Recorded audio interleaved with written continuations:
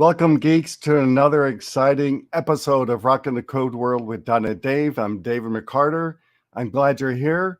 If my voice is a little bit off, I apologize. I caught a cold flu something last week when I was in Denmark, and I'm still trying to recover from that. But the show has to go on, so I'm here. And my special guest today, I've been looking forward to the show, is Bob Reselman. Gosh, I can't even talk already. Um, uh, and I've known Bob for a while because he also lives in Southern California, and I briefly worked on a contract with him once. And he's going to be talking about slinging code in your 60s, which is an important topic that I wanted to have. And I know if you're a younger developer and you're watching right now, don't tune away, okay?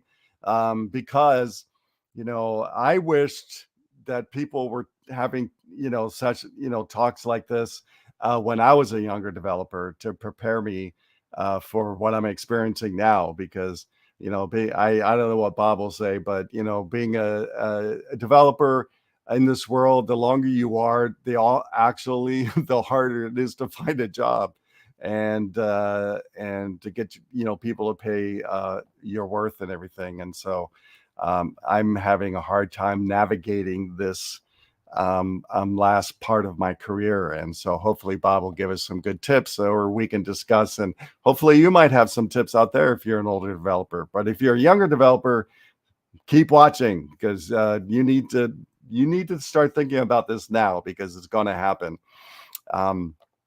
So this is show number 87, September 9th. And like I said, I'm glad you're all here. And like I mentioned, last week, I was in Copenhagen, Denmark for the Copenhagen Developers Festival. It's the very first one that NDC Conferences has done. This new kind of special format where not only are they doing conference sessions, but they're doing a lot of different types of conference sessions. If you go to their website, like building guitars and spaceships and lots of different things like that. And but the conference days lasted from 9 a.m. until almost midnight every night, because the nighttime was the festival part with bands, the games, food, beer, wine.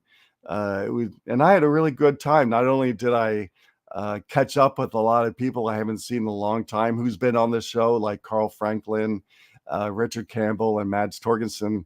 But I met a lot of new friends from all around the world. But I'll be talking more about that the next show when I have those pictures ready for you. But I did kind of want to share really quick some of my pictures from going around Copenhagen. The first day I was there, the first 2 days I was there, I got to go around Copenhagen. And the picture that just came up there on the left, that's actually the Tivoli Gardens, which is the world's oldest amusement park. So that was really fun to go to. I went there with some of my new friends that I've met from the conference. And the picture on the top right there is the Little Mermaid statue, which is, of course, very, very popular. But Copenhagen, so I'm just going to talk a little bit about Copenhagen, and next show I'll talk about the conference itself. But I really enjoyed visiting Copenhagen. It's a very clean city, very safe feeling city. You walk everywhere. You don't really get in a car to go anywhere. Everything is pretty much in walking distance. I never got in a car until I left to go back to the airport. The conference venue itself was about 2 blocks away from the hotel. The train station to go back to the airport was like a block away. The amusement park, it was a couple blocks away from my hotel. So basically you can pretty much walk everywhere. It's a very old city because a lot of the streets are still cobblestone, which a little challenging for people like myself who's not used to walking on that. But that was really fun. They bike everywhere. They're very, very big into biking and very serious about it too, if you get in their way. And so I had a really good time there. The weather was, it rained off and on, but that's, it seems like typical for this time of year. but it was very beautiful. It's definitely a city I'd like to go back to, except for the cost. It's kind of expensive there, especially the sales tax. That was pretty much the only downside, was the cost. But everything else I really liked about Copenhagen. So I hope I get to go back next year if NDC Conferences does the developer conference there again. So crossing my fingers. And I wanted to give a shout out. I'll do it again next time too. Is I want to thank the NDC Conferences for doing such an awesome job, not only the conference, but taking care of us speakers and everything like that. They did an awesome job, and I'll have more to share next time, because I had a really long talk with the CEO of NDC Conferences, which I'll be putting in my video, because I taped it, and so watch out for that. I'll be working on that in the next couple weeks. Okay. Oh, I forgot. There, I saw my very first windmill. There's me at the windmill. It doesn't work, but it's there. So I got to see my very first windmill at one of the parks in Copenhagen. So that was really fun. Never seen a real one before. All right, I want to promote my latest book, which is Rock Your Career, Surviving the Technical Interview. If you're looking for a job like this guy, you need this book for sure, because it'll help you get prepared for the technical interview. Because if you don't get past that, you're not getting the job. I'm sorry. That's all there is to it. You can be the best person in the world, but if you can't get through the technical part, you're not getting a job. So hopefully you'll pick up the copy of the book, because it will help you, because it helps me every time I do an interview. And I use my own advice, surprisingly. Talking about this show, on October 7th, season 4 will start. I'm excited that we're almost to season 4, only one episode left after this one. Season 4 will kick off with my very, very good friend, Mads Torgersen, who I spent time with at the developers conference in Denmark last week. Him and I hung out a bunch, and he did a session there, which of course I attended, which is awesome. So he's going to be talking about some of those things, I think, in this episode. And I'm going to have him talk about something he wants in maybe the next version of .NET that I really want. And so I hope you'll hang out and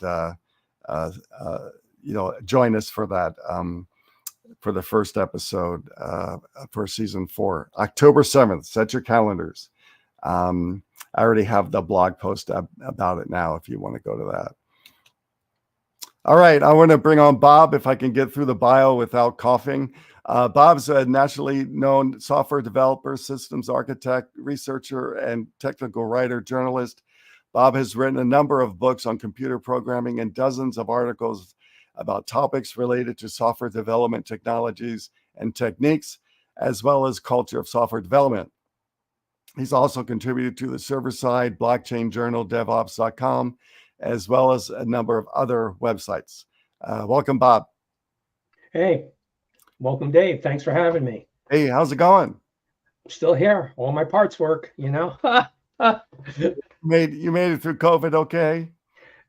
Actually, I made it through COVID. I did get it. I got COVID coming back from a developer conference coming from on a plane out of Dallas. And I did catch it. I was fortunate, and I didn't have it severe, but I had it. And I'm going to take my first plane trip since that time, which is almost over a year ago in October, and I'm going to go to the Midwest. So it's going to be interesting. I'm going to bring a hermetic suit or something. You can still wear a mask. People will look at you funny, but you can still wear a mask. Most people, my flights weren't wearing a mask. I guess I think I caught it at the conference itself, because a couple other speakers have come down with the same thing. So, but luckily I don't have COVID. I tested, and I've never gotten COVID so far. So I'm really happy. But when I was in Denmark a few days before I left, my sister-in-law sent me a text that kind of flipped me out a little bit, going, "Oh, I heard there's an uptick in COVID in Denmark." I'm going, "Ah, dang it!" Yeah. but No, it's but real. luckily, I didn't catch it. Yeah. So far. I was fortunate. Yeah. My case wasn't severe. Yeah, there's actually a couple speakers had to bow out at the last minute for the conference because they caught COVID right before they left, and then and some of the speakers had issues getting to the conference because the the Monday or Tuesday last week the air traffic control wasn't working in the UK for a long time, and so that screwed up everything. And then the trains went on strike or something. I don't know what happened. They're having a lot of travel issues over there in the UK. So how's your are you working right now? Oh yeah, I'm always working. Yeah, I have a full plate. I've been very fortunate in that I always have a full plate, and I pay particular attention to having a full plate. Yeah. So yeah, no, I've been fortunate. That's good. Yeah, I do. I do a couple of things. I mean, how can I do a lot of technical analysis and research, and as a result, a lot of writing. I don't do I do some how-tos. There's no question about it, but I do analysis and writing, and I have how can I have specialties I pursue, and I have interests I pursue. And I've been very fortunate in being able to stay with it. So, but anyway, are we going to talk about slinging code in your 60s? Yeah, that was my next question. So, what do you want to talk about with that? Because I do have some questions. So, before go ahead. Before we get going, everybody out there, I don't know how many people are watching, please type in your questions now so we can get Bob to answer them. And like I said, I really want younger developers to watch this. So if you're a younger developer watching, please ask Bob and I any questions about navigating the world when you've been doing this 20, 30 plus years. And because a lot of us don't think that's going to happen, but here I am and here you are. And so let's talk about it. What do you want to talk about? No, first? Hit me if you have some questions. Hit me with them. I do well with questions. Okay, so I'll just go from the top down. So how long have you been a professional software engineer? I've been a professional. I think myself as a software developer, but I actually got into the game late. I got into the game when I was 31, 31, 32, and at the time I had.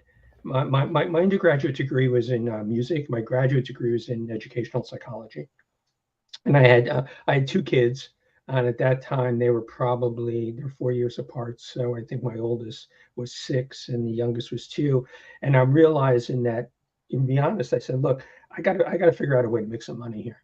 Yeah, I got to figure out a way to make some money. And teaching wasn't really well suited to me. I didn't have that resilience that I think in a high school teacher, even a college teacher, needs of just not letting stuff get to you. Like, why is this?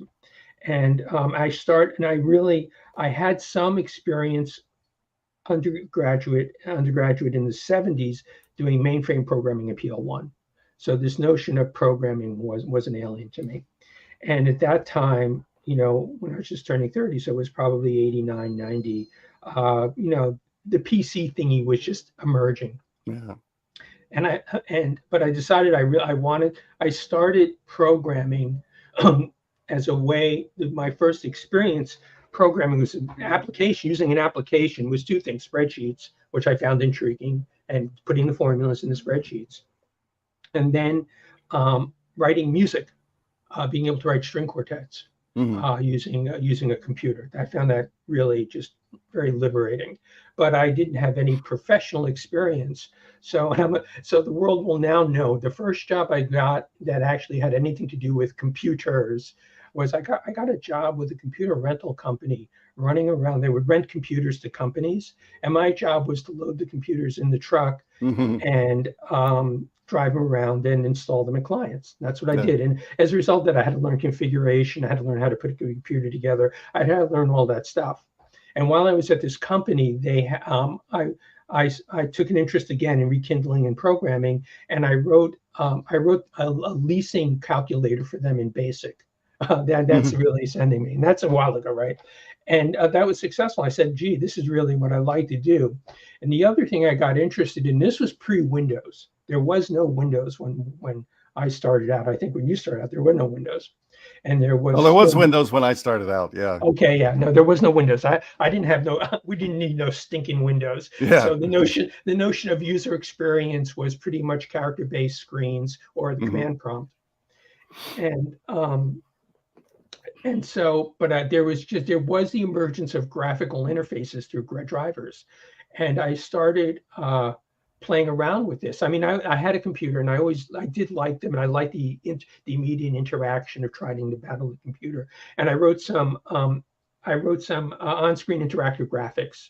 All right, and now I'm being really fast forwarded here. And then I got picked up by a company that was doing some work for National Geographics that they wanted to do. National Geographics wanted to create like an encyclopedia thing, and this was before the whole online, the encyclopedia stuff. So, and again, I could go painstakingly through. The thing that changed for me, the big dramatic thing, is I was doing this in Boston, and I was doing graphic programming. I was getting interest, and and I've always had companies. I've always done businesses. Even in college, I had a business, and I always had businesses, so that wasn't alien to me.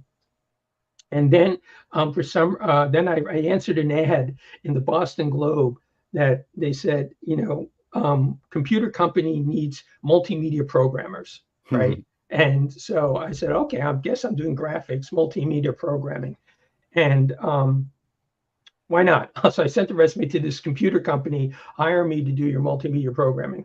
Well, it turns out the company was called Gateway, and they were in North Sioux City, South Dakota. I was in Boston, Massachusetts, and they flew me out. And there's a whole story in there, just what that was like. And I ended up moving there, and I ended up working for the guy. I have a thing, pretty much my work history is 4 years and you graduate. Yeah. 4 years and you graduate. The longest I've ever stayed in a job was 4.5. So yeah. You did post-grad work. So, so that was transformational. That really was, because they had so much trouble hiring people. It wasn't like going to work for DEC or going to work for IBM or going, because who wants to go to North Sioux City, South Dakota? I mean, it wasn't a cultural center. I did. And when my family, we moved out there, and it was transformational because I got to do a lot of stuff I normally wouldn't have been able to do just because of where I happened to be. And I know that went on for 4 years, and then I graduated, and there's a lot of stuff after that. So I guess the point is, I'm being circuitous here, saying, I came into the game late, but I've been doing it for a while, and I found out, and I spent a lot of time, and I have done, I did a lot of the stuff I made for Gateway got into the hands of millions of people. But where I left Gateway, the internet was becoming a thing. Yeah. And that was also transformational, with the internet becoming a thing. And that was around 1998, 1999. And so am I answering your question? Yeah. Am I doing a good job? Am I holding readers' interest, viewers' interest? Yeah. Is Gateway still around? I don't know. Yeah. I haven't heard anything about them. Yeah, they were the third largest computer manufacturer. They were for a while. Yeah, they were big. Yeah, I saw them get listed on the stuff, and I was there for I was there 2 years when it was private, when the company wasn't public, and I was 2 years when it went public, and I learned a lot. It's not something we can discuss this another time. What that transformation looks like, but things happened. But no, they're not around anymore. I think they sold. I think they sold off the brand to Asus or something. Yeah. But for a while they were the real deal. They were the real deal. So, so you've been doing this a long time. So how long do you plan to stay in it before you retire? Like fully retire? Fully retire. That's an interesting concept. I don't plan to fully retire. Yeah. That's not something I plan to do. I still really like it.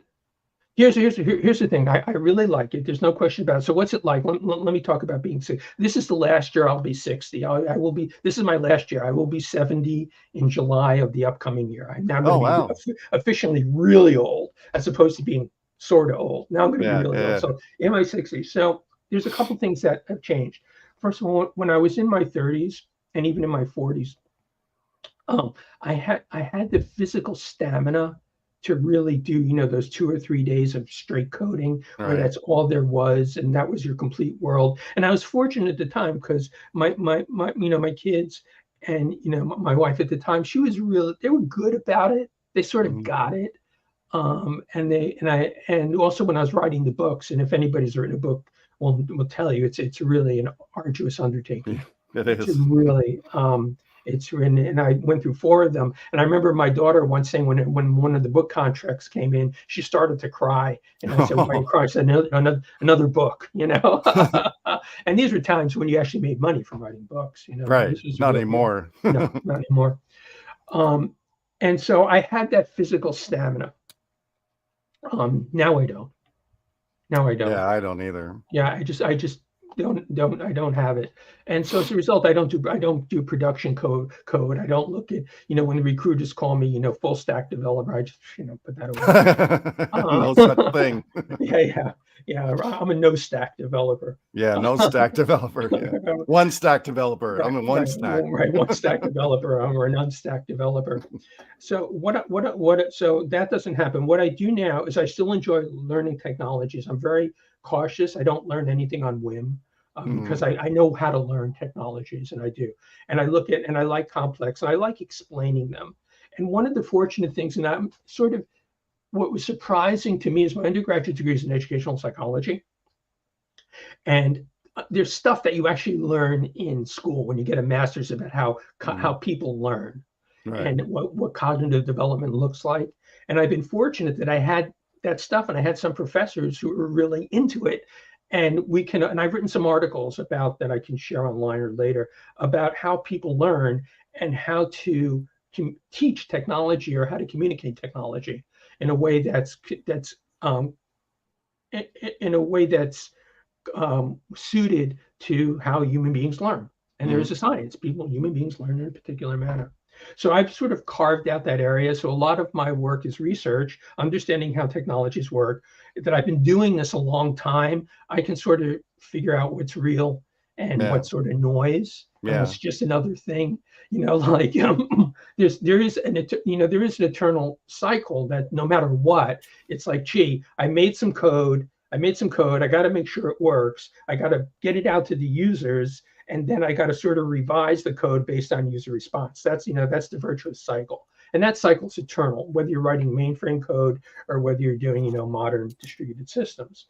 And so we can sort of look at that and say, yeah, this stuff here, this technology has legs, or this technology is sort of not really a thing. And I've been able to, and I one of the things I do is I try to keep my opinions down, and I try to keep my assertions provable. I don't, in a professional capacity, I don't make an assertion I can't prove. Right. I don't do that. So I've been fortunate. So I still do that. I still like, I'm doing right now. I'm spending a lot of time in. I don't like the word cryptocurrency because I'm not a cryptocurrency speculator, but I've been spending a lot of time in blockchain technology. Yeah. Someone invited me to say, take a look at this, and I have, and I'm taking a pretty deep look at it. So I've been looking at programming languages, Solidity, Solana's Rust. That sort of stuff, that ecosystem, and understanding how that works. And there's something going on in there, and there's a lot of things not going on in there too. It's a two-edged sword. And I'm looking at some other stuff, and I help companies do that. So that's in my 60s. One of the things is I have no expectation of ever being hired for a full-time job, and that's sort of okay with me. Yeah. Well, it's tough. It's like I said at the beginning of the show, it's incredibly tough to do that at an older developer age, right?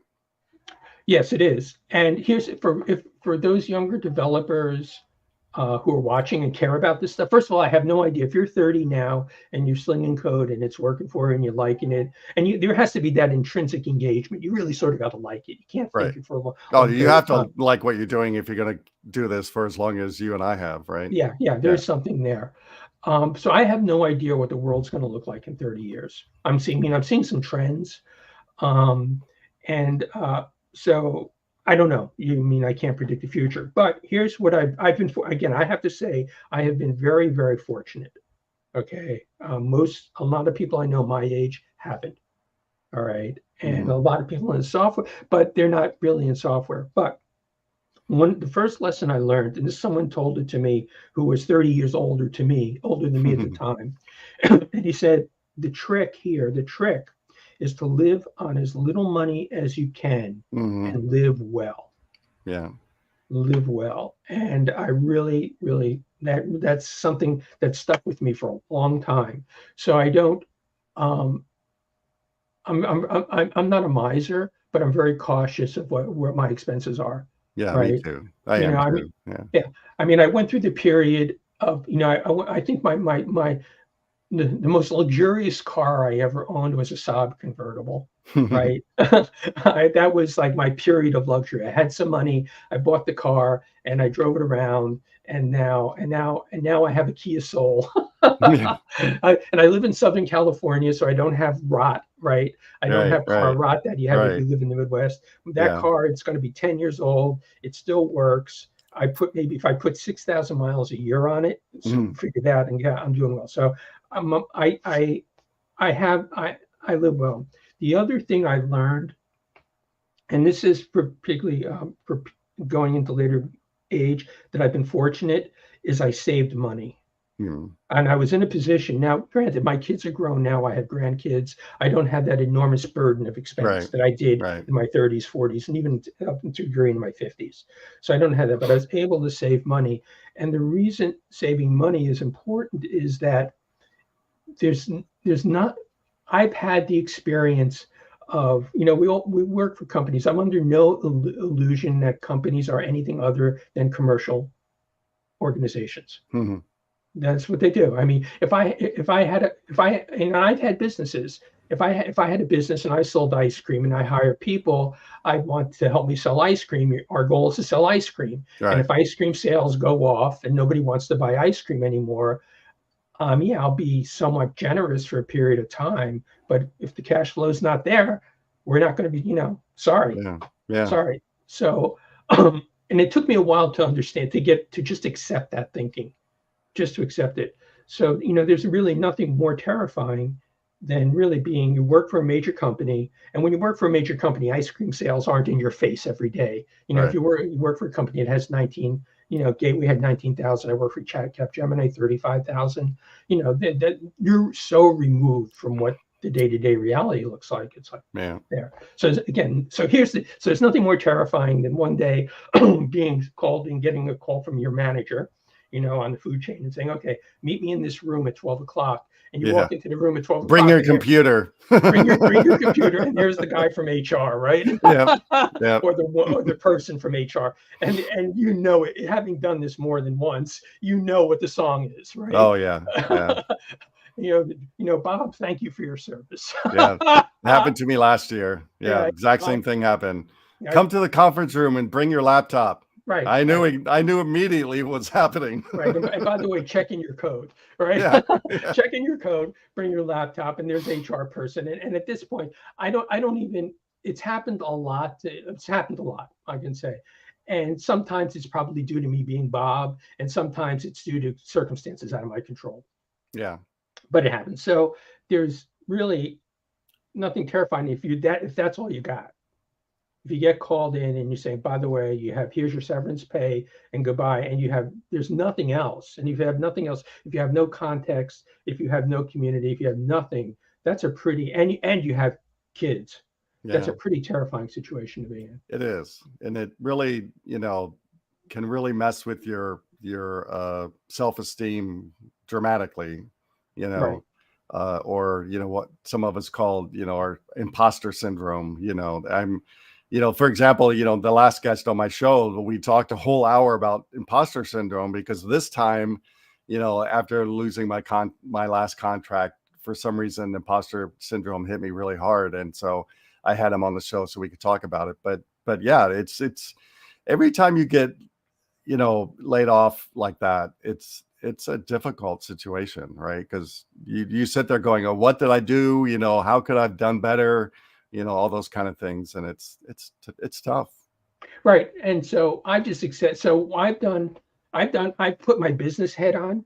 Yeah. Okay. And here's my business head. My business head says, okay, I'm a business and I have customers, right? And a business with one customer ain't.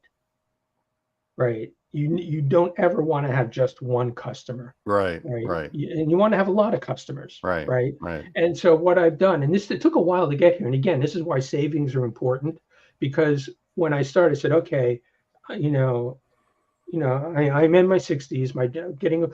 I don't want an executive job. If we imagine that our life is a movie, you have to almost say, if I was looking at Bob, I was taking a casting sheet and I had my headshot and my movie's on the back. What role could we put Bob in the movie? Well, Bob could be the CEO, or Bob could be an executive vice president, or Bob could be this and this and that, right?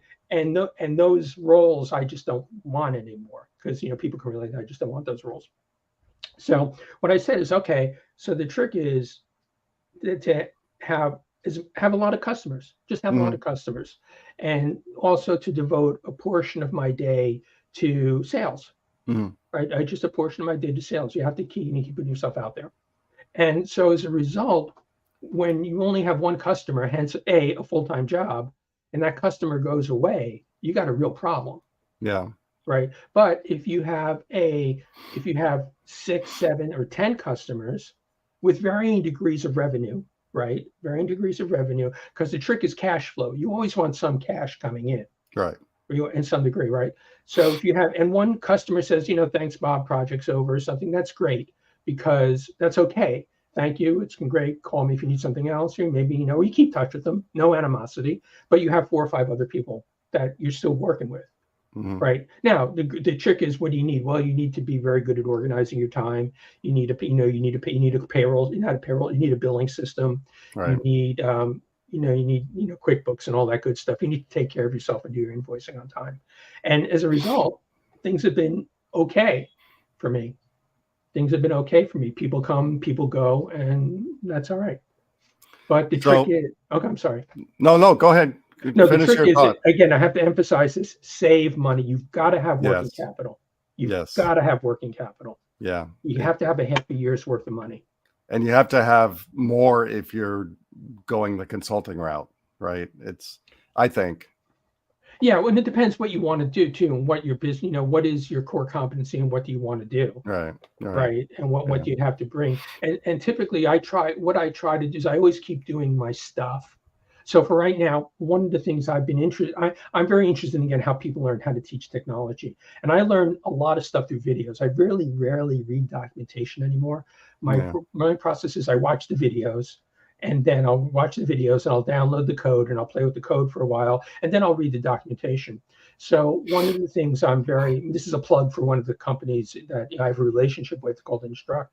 And one of the things I've been really interested is, how do we take this technology called Instruct, which is really when Katakoda went away, Instruct came up and took that space. How do we use this in a way to make videos as a video production platform, and then just to make the videos instructable and stuff? So I'm going to be doing a pile, just because I can, and I happen to like to do this. If you go out to, I have an Instruct site with boatload of lessons, but everything from closure to event sourcing, the whole 9 yards. And now turn that into videos. I happen to like to do that. I like video production. I like making movies, right? So and I've been fortunate. I got these, and people come along and say, "Oh, that was a pretty good movie," or "That was a pretty good lesson. Might you be willing to do this for us?" And I go, "Yeah, why not?" Because I have the luxury of the working capital. So since you have a bunch of different customers, and sounds like you work either full or part-time. Do you work like a 40-hour week or less? I do. I'm very I do. I hit my desk at 7:30 every morning. And I try to leave around 3:30 to go to the gym, right? Like that exercise stuff. And I try to do 6 billable hours a day. Yeah. That's about what I and shoot for these days. Yeah, I do some fixed cost work, but it's rare. Yeah. It's rare.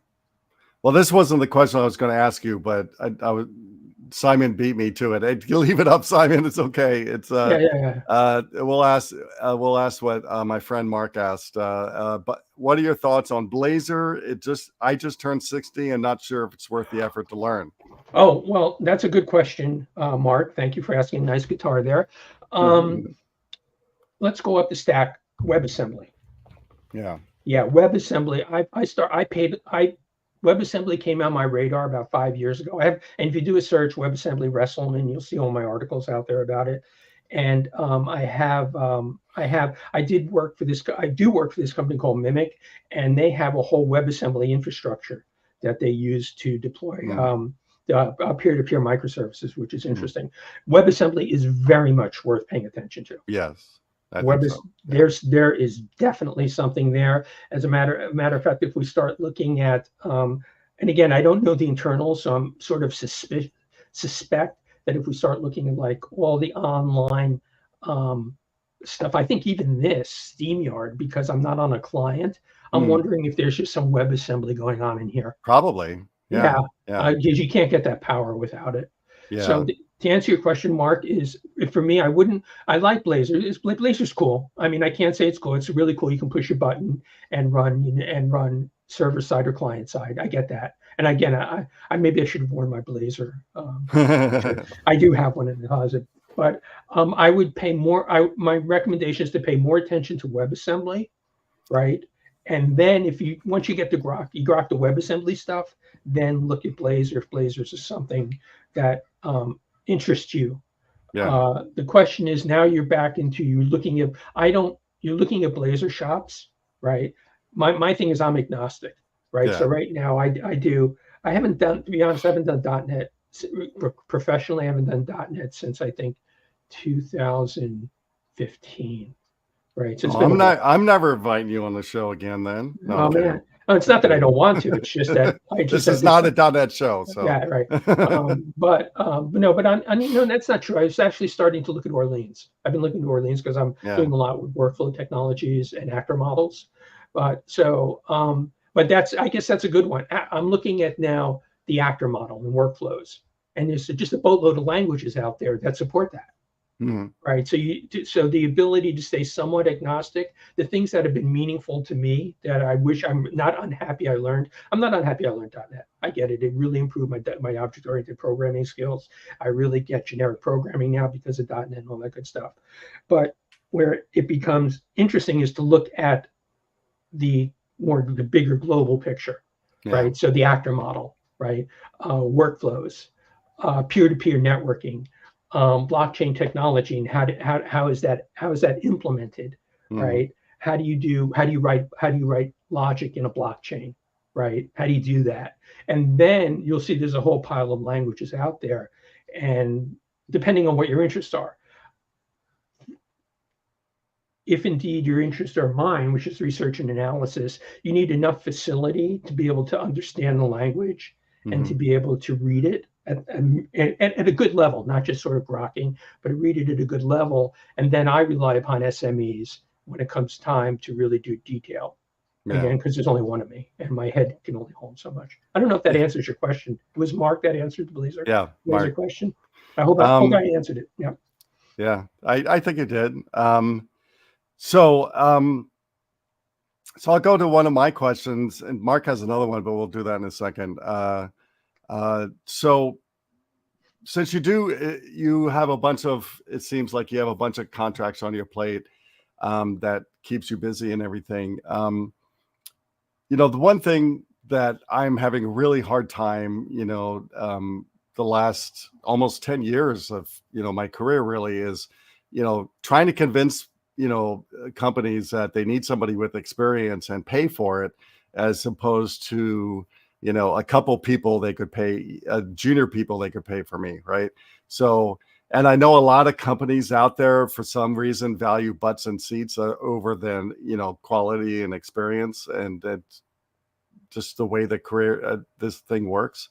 But do you have any advice on how to navigate, convincing companies that you're worth the money, that you're asking for at an older age. Yeah, well, let me go back, and this is where I'm going to say some stuff that's a little dangerous. I wrote an article about this too, about what happens when you're old, and we can put it in the links or something. Sure. But putting on your employer hat, like forget the employee hat, put on the employer hat. And now when there's some statistical stuff that we just can't ignore.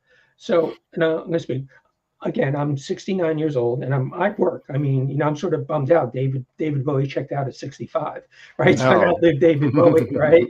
I've outlived a lot of people, and that's sort of interesting to me. And I'm really, really very grateful that I've done it. But here's the deal: if you're going to, after a while, 10 years, even 15 years of programming experience is 15 years of programming experience, and that's not inconsequential, right?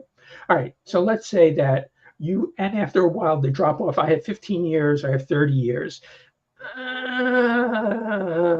The delta is just not that dramatic. Right. It's different. Maybe if you're a doctor doing research, right? Yeah, that 30 years makes a difference because you have that long historical. But if you're doing production work, which is fundamentally making cars at some level, right? Or doing that. So the point being is, okay, from an employer point of view, I got this guy, 69 years old. His chances of developing a life-threatening illness within the next 5 years are this statistical number. Sure. Right. I have this other person. I haven't thought about that. Yeah. Yeah, I have this other person who's 45 years old. His chances of developing a life-threatening illness in the next 5 years are dramatically less than this other person. Yeah. Who are you going to hire? Sure. Right.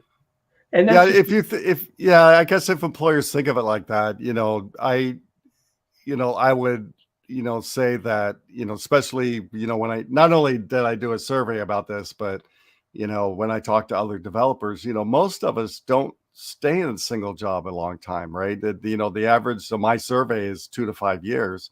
And in my case, like I said before, the max I've ever stayed at a company is 4.5 years. So I understand their point, but they also need to understand I'm probably not going to be there long anyway. let me ask. Well, let me say this. Here's a question I have, and you can say I don't want to answer it. Have you ever worked in a company where the person sitting 3 desks away from you has died? No. I have. I don't remember that happening to me. I've had it more than once. Right. People die. Yeah. I mean, that's one. And by the way, what's it like slinging code in your 60s? People die. And you might be go to more funerals.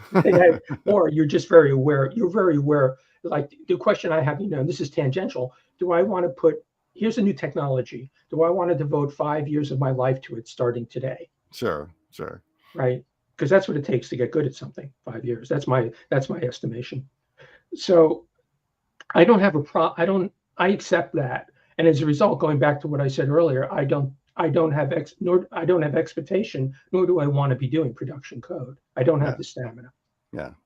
And I don't have that level of dedication. And I don't fit in that. It's like anything else. You have to, if you're a musician, and let's say you're a 69-year-old musician, if you had to make a movie about this 69-year-old musician, would he be playing in a jazz band or a heavy metal band? Yeah, not heavy metal.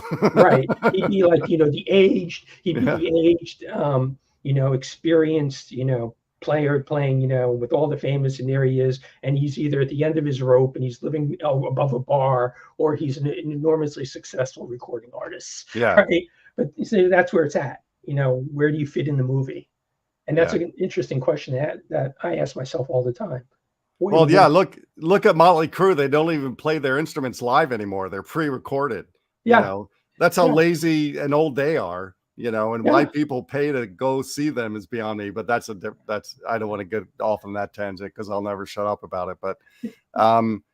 But yeah, you're right. And I think you're kind of proving the same thing I think, and that is, I can't bang out code 8 hours a day like I did in my 20s, 30s, or even 40s, really.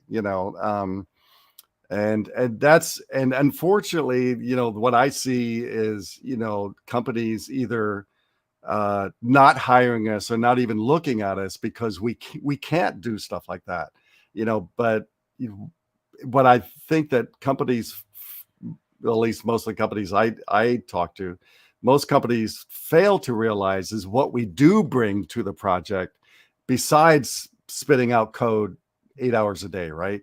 Because we have so much experience behind us. We have been through so many projects, good and bad. We've seen things fail and succeed, and we're better at architecture. We're better at other things. And I think a lot of companies fail at that, right? They're going, okay, let's hire older developers because of this, of what they do have, and let's not make them bang out code 8 hours a day because they can't do it or they don't want to do it, right?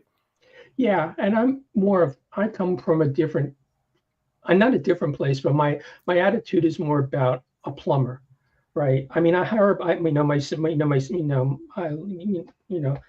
I had a leak in my shop yesterday, right? Because I still do woodwork. I had a leak in the shop, and what I called the plumber. Plumber, come fix the leak. Plumber came, fix the leak. He fixed it well. Leak's gone. I gave him some money, and he went home. And he was a good, cool guy. And I'm going to call him again when I got a leak. Yeah. Right. And so I didn't ask him to come in and tell me about, the stuff about my building. Right. But we have a different person, now when I need to, I'm in a condo, I'm on the HOA of my building. And so we are very concerned about how buildings age. Right. But I don't ask my plumber for that. And then I call in an architect, say, oh, we were concerned about how the building age. Let's, talk to an architect that has experience with how buildings age. We're very clear that we don't want to marry the guy or the woman, the man or the woman, but we want the information. We're willing to pay for it. Thank you for the report, and move on. Right. And there's a lot of aging buildings out there.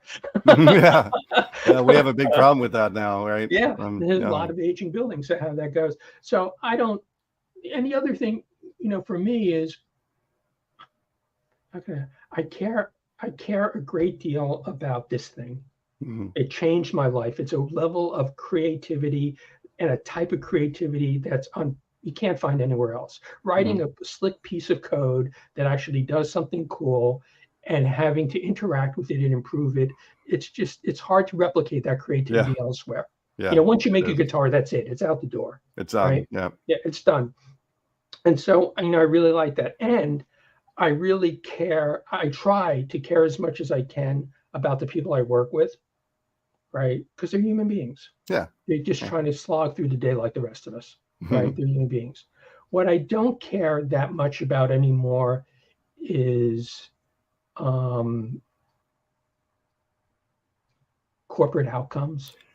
Yeah, I'm with you too. Right. And here's the litmus I use. I have a litmus, and I use the analogy of a dog. If I care about your dog more than you care about your dog, we got a problem. Yeah. That's one thing that I think every once in a while to myself is, I think I'd be much happier in this career if I didn't have to work for companies. Because of the corporate crap, that goes along with it, right? That like you, we're both artists, we've both been doing this a long time. We just want to create something cool and unleash it on the world, right? And that's what gives us satisfaction, and or solving a problem, something like that. But then, all the corporate red tape and processes and things like that just totally get in our way of that goal, right? I've come to accept. I think about, the old saying, there's a right way, the wrong way, and the army way, right? Yeah. And I just come to accept there's the army way. Corporations are they're large, they're organizations by nature. And one of the transformations that hasn't happened in corporate world prior, the modern what we come to understand is the modern factory started in 1850 with steam engines, right? And that was before that. And again, I'm doing this from memory, so I have to doing this from memory. Yeah, disclaimer. It was about that time. Yeah, about it. But before that, organizations never grew beyond 500 people. right? If you had a business and you had 500 people making, limestone, whatever they made, that 500 was a litmus. Yeah. So the only organizational model that existed before 1850 for managing large numbers of people were the military. The Roman army had been moving tens of thousands of people for centuries and feeding them and waging warfare and supplying them and doing all that stuff. Mm-hmm. So when it came time to say, oh man, we wake up one day, now we got 3,000 people in making screws, right? People forget how dramatic screws changed. It's an industry, right? Making screws. How do we organize them? Well, you have to have an hierarchical organization. And this is Peter Drucker. Peter Drucker talks a lot about this in his book, Post-Capitalist Society. But now we've come, and at that point, the manager knew exactly what the worker was doing. The manager knew exactly what the worker was doing. Right. However, with the introduction of the information society or knowledge-based work, right? If you're now a hospital and you're employing 400 doctors, of which each are segregated according to a specialty, divided according to specialty, the hospital administrator has no idea what the brain surgeon does. He knows that the brain surgeon needs to do his work, but that's the intrinsic knowledge work. What we had hoped would happen is that the dynamics of knowledge work would create more autonomous democratic organizations. That was the hope. So we didn't have to deal with that. Oh, I got a boss, and a boss has a boss, and I got to obey the boss. To a certain degree, that has happened with regard to, because now we have open source, we have GitHub, we have the free exchange of ideas, we have all this wonderful communication technology, right? But we don't. The employer is still fundamentally hierarchical, and that creates, and is the Cyndi Lauper line: "Money changes everything." Yeah, it does. Money is power, and power has a way of its own. Yeah. So we only have a couple minutes left, so I want to make sure I get to my friend's last question, because otherwise he'll get mad at me. So Mark asked, since you don't want full-time work, how do you find part-time work? It's a good question. Baseball has been very, very good to me. The way it's, how can I say this? You keep publishing, you keep putting the way I've been successful is I always keep putting my stuff out there, and I always keep doing stuff. You always keep publishing. It's like a bakery. You bake. You never miss a bake. You bake every day. And if the bread rots, right? But you bake every day, and I keep doing that. And I keep putting stuff out there.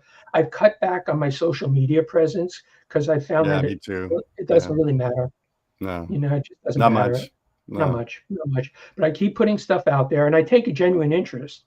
I mean, the way I learn, like right now, because of my blockchain research, I've had to spend a lot of time on Discord and interacting with those people. The other thing I do, I promote this, is whenever anybody helps me on a Discord or any of that stuff, whenever I get value from their stuff, I compensate them, even if it's a $25 gift card. Because play it forward. Nobody works for free. Right. So again, you just keep putting stuff out there. Make sure keep publishing. Keep as long as you're doing. If you're a band that's doing 3 gigs a week, guess what? You're probably going to be able to get 4 gigs a week. Yeah. If you don't have any gigs a week, at some point you play for free because you have. But you can play for free because you have working capital. Right. And you can be choosy about the gigs you're going to play. I can't stress that enough. You need the working capital. Yeah, that's a really good point that, we could spend another hour talking about, and that is putting yourself out there, right? And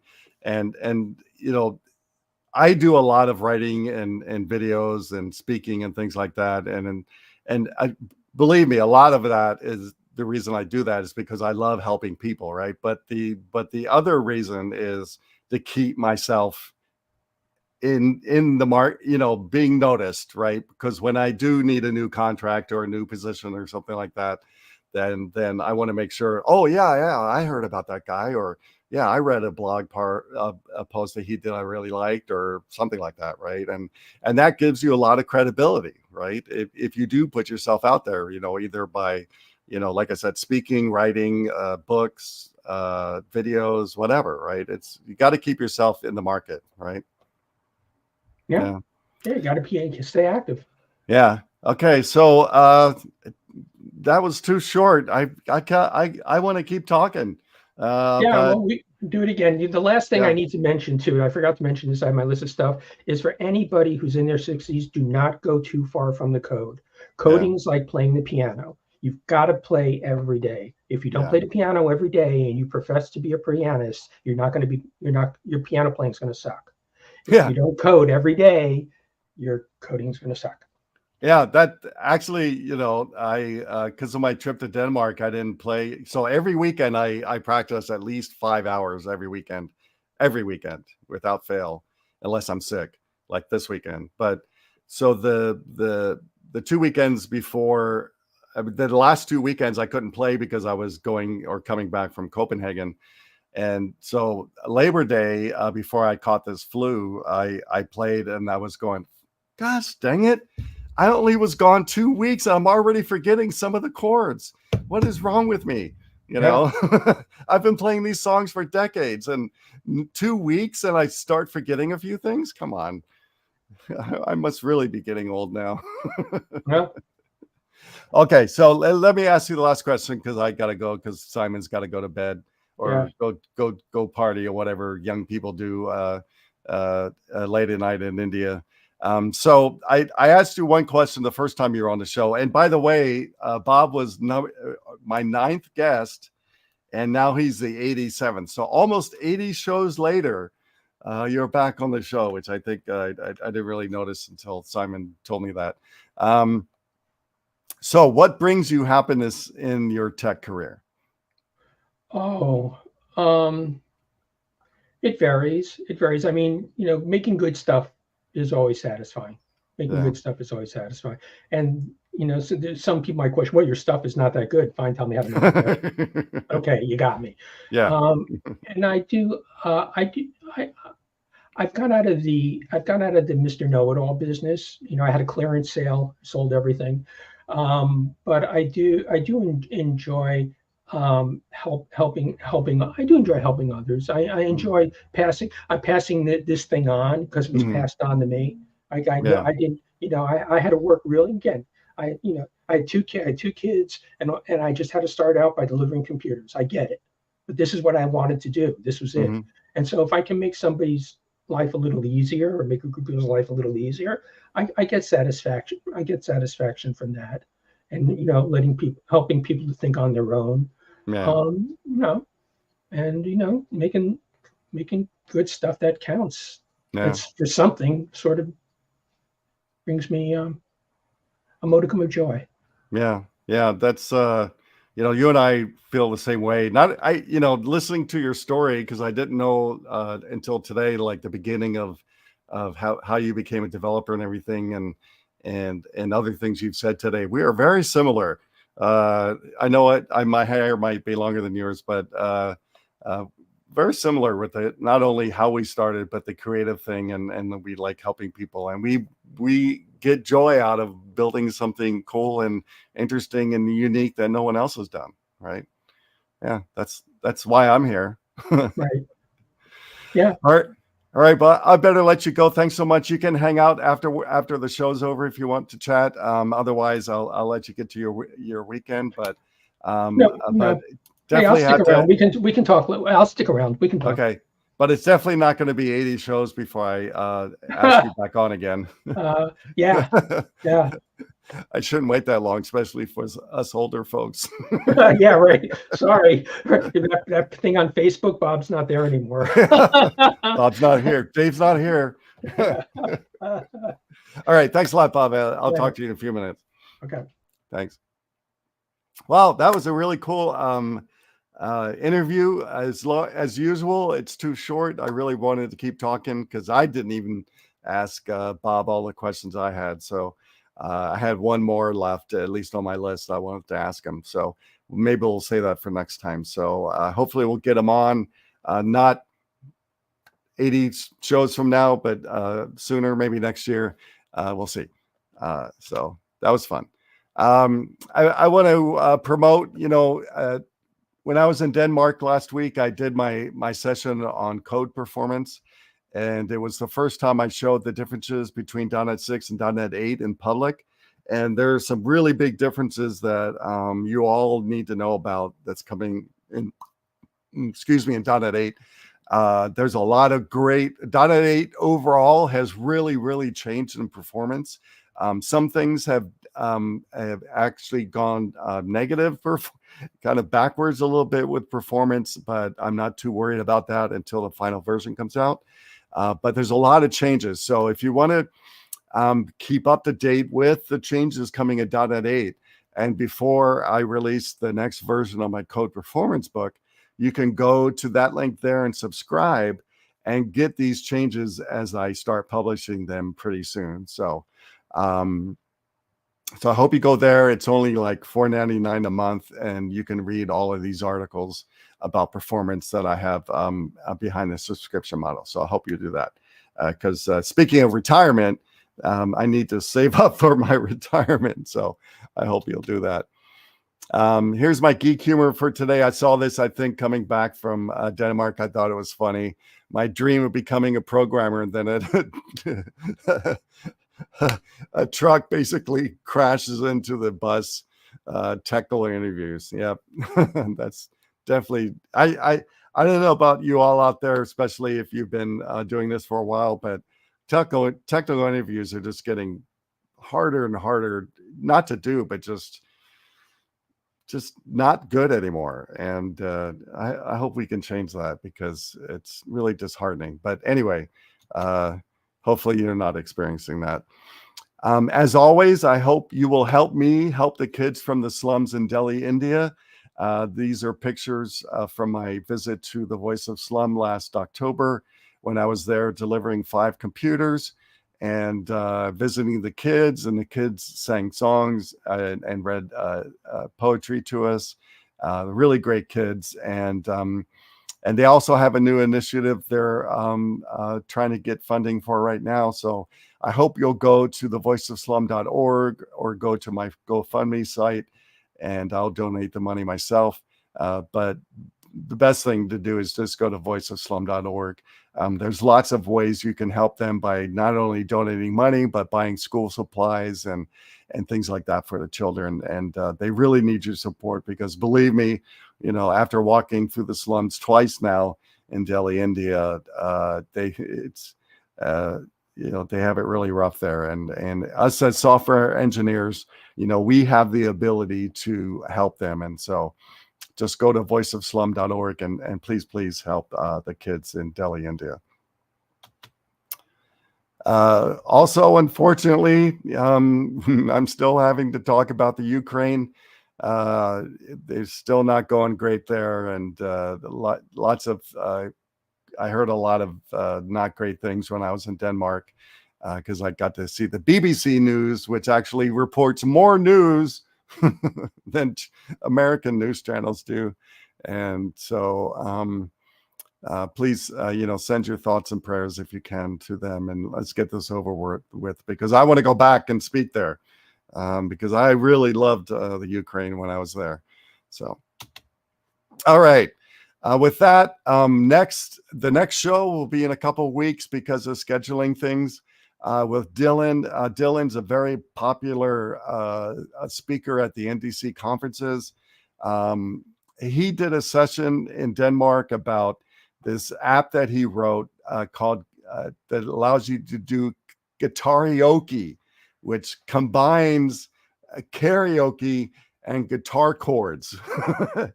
It's really cool. And if you get to go watch that session, go watch it. It's pretty interesting how he came up with this and the story behind it. But anyway, he's going to be on the show. And I already told him we might geek out and talk about guitars the whole time, but I'll try to keep it to the subject. especially. And he also has a band that plays at these NDC conferences. They played at the big festival night last week. They're called the Line Breakers, and what they do is they take popular songs from like the 80s and 90s and convert the lyrics to software engineering terms and things like that. Like, for example, they take the AC/DC song Highway to Hell and change it to HTML. It's really, really fun and hilarious. And so make sure you watch that show, because we're going to have a good time one way or the other. As always, I'm losing my voice. Luckily, the show's almost over. As always, please donate blood to your local blood bank now. They're all in shortages right now. That's a picture of me donating when I hit 17 gallons. The last time I donated, I was supposed to donate tomorrow, but because of my cold, I can't. So I'm going to try again next Sunday. So, but you can go donate right now, and it'll help your fellow human and help you someday in the future too. And with that, thanks so much for being on the show. Apologize for my voice. If you have any questions or comments, please email me at rockinthecodeworld@CSharpCorner.com. And with that, I'll see you on September 30th.